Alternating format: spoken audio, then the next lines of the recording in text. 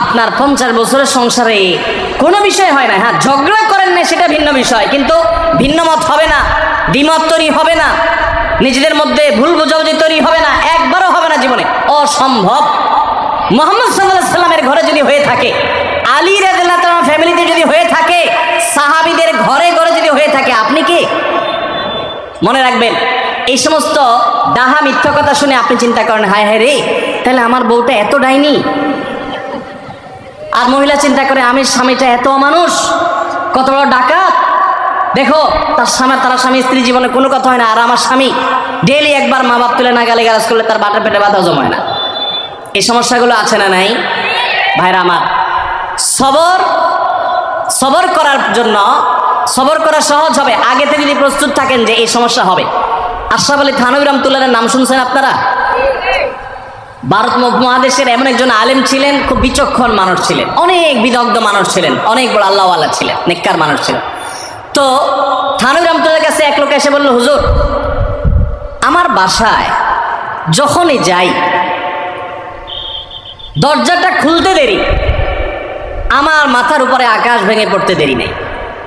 যেটাই করি, বাজার করে এনে তার হাতে দিলেও রাগ, রাখলেও রাগ, আমার সাথে সারাদিন শুধু ঘেউ ঘেউ করে হুজুর, আর সহ্য করতে পারি না। আমারে কোনো দোয়া দুরুদ আমল শিখাই দেন যে আমার এই বাসার অত্যাচারটা যেন থামে।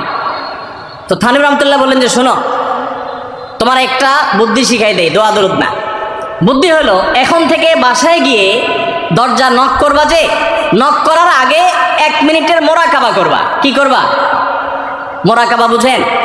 ধ্যান। ধ্যান এটা কল্পনার জগতে ডুবে যাবা 1 মিনিটের জন্য, জাস্ট 60 সেকেন্ড। কি ধ্যান করবা? দরজা যায় থামবা, থেমে চোখ বন্ধ করে মাথাটা নিচু করে চিন্তা করবা, আমার ঘরের ভিতরে একটা কুকুর আছে। আর কুকুর মানুষ দেখলে কি করবে? ঘেউ ঘেউ করবে। অতএব এটাতে আমার রাগ হওয়ার তো কিছু নাই, কুকুর কেন ঘেউ ঘেউ করছে এটা জিজ্ঞেস করার তো আরেক বোকামি। অতএব এটা আমি মাথায় কিছু নেব না, ইগনোর করব। কুকুর থাকলে কুকুর তো ঘেউ ঘেউ করবেই, এটা চিন্তা করে এরপরে বিসমিল্লাহ পড়ে নক করবা।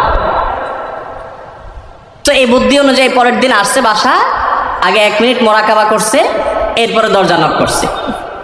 যথারীতি দরজা খোলার পরেই শুরু হয়ে গেছে যুদ্ধ, ইউক্রেন রাশিয়া, এখন ইসরায়েলিরা।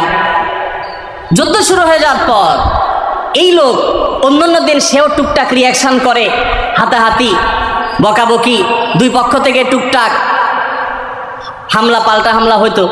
কিন্তু আজকে সেই লোকটা আর হামলা টামলা তার করা দূরের কথা, উল্টা সে মিটমিট করে হাসতেছে এবং একটা পর্যায়ে আর নিয়ন্ত্রণ করতে না পারে ফিক করে হেসেই দিচ্ছে। এবার বউ চিন্তা করতেছে কাহিনী কি, কারণ যারা ঝগড়া করে তাদের সাথে পাল্টা ঝগড়া না করলেও কিন্তু মেজাজ গরম হয়। কদিন আগে শুনছেন না পত্রিকা যে এক মহিলা স্বামীর ডিভোর্স দিছে, কেন? কারণ স্বামী ঝগড়া করে না। কদিন আগে পত্রিকা দেখছেন। এই মহিলা যখন দেখছে স্বামী হাইসা দিছে, সে এবার ঝগড়া টগড়া থামায়া বলতেছে, ঠান্ডা মাথা বলছে, কাহিনী কি বলো তো, তুমি হাসতেছো কেন? বল না না কিছু না কিছু। সে তো বলবে না। স্বামী মনে করছে হয়তো অন্য কোনো কাহিনী আছে, কোনোভাবে উদ্ধার করতে পারে না। পরের দিন আবার সেম কাহিনী, আবারও হেসে দিচ্ছে। মহিলা চিন্তা করছে ব্যাপার কি, বলে না আজকে তো তোমার একদিন কি আমার একদিন, বলতেই হবে তোমার। কেন তুমি হাসতেছো? আমার ঝগড়ার বিনিময়ে তুমি ঝগড়া না করে হাসতেছো, অপমান করতেছো। আমার ঝগড়া কোনো দাম নাই, আমি কি কথা বলতেছি না, এগুলো কোনো মূল্য নাই। যখন চেতে যাচ্ছে এবার বলতেছে, শোনো, তুমি যেহেতু জোরই করতেছো, তাইলে আমি বলি, আমি গেছি এক হুজুরের কাছে, হুজুর আমার এই বুদ্ধি শিখাই দিছে, আমি সেই বুদ্ধি অনুযায়ী চিন্তা করি। এখন আমি চোখের সামনে যখন চিন্তা করি যে কুকুর গেউ করতেছে, আমার হাসি আসে। ও চিন্তা করে, কি বললা তুমি? তাহলে তুমি এই মনে করো আমারে? এবার থেকে বেচারে ঝগড়া করার আগেই তা থেমে যায়, চিন্তা করে হায় হায় আমি ঝগড়া করলে তো সে মনে মনে আমার ওইটা চিন্তা করবে। বুঝতে পারছেন?